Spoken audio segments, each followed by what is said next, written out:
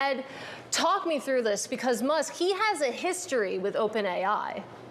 Yeah, I mean, the simple facts of here are that Musk is basically alleging that this is some sort of illusory promise to all of the original backers of the project, in saying that when we founded this thing, we agreed, one, this was going to be a non-profit, and as you said, for the benefit of humanity.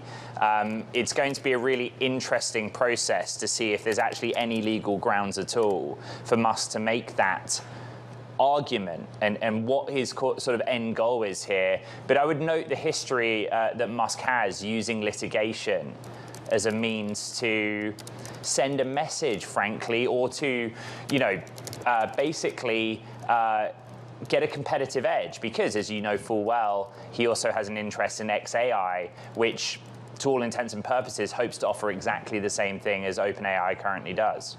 That's what I find interesting. I mean, the fact that you have Grok, which is a competing product. I mean, what have your conversations in the past few hours sounded like around that point? Yeah, I mean, one interesting development, you might call it, this morning is Chamath Palihapitiya posting on X saying, wow, the discovery process in this litigation is going to be so interesting. And Musk replied on X, the platform he owns, saying yes.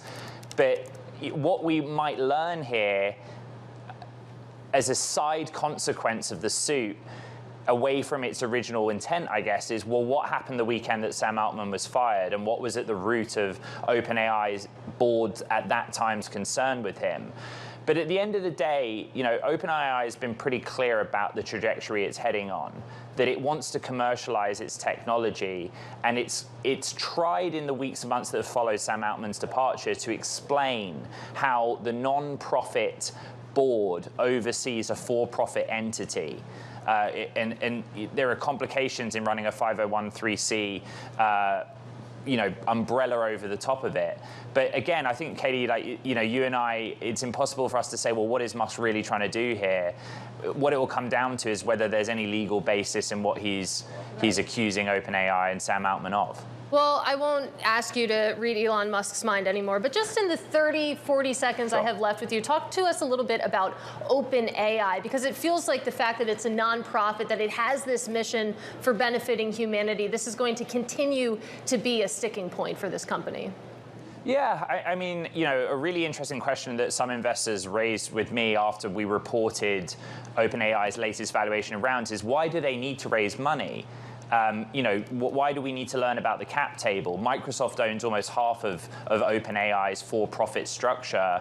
But the reality is that they have to make money and raise money because their compute costs are so high. They've kind of put AI as a generally available product for both the consumer and also enterprise and SaaS companies. And that takes a lot of infrastructure to support, and that costs a lot of money. So this will be an interesting sort of existential debate around how they can move forward long term without having a model that requires them to be for profit.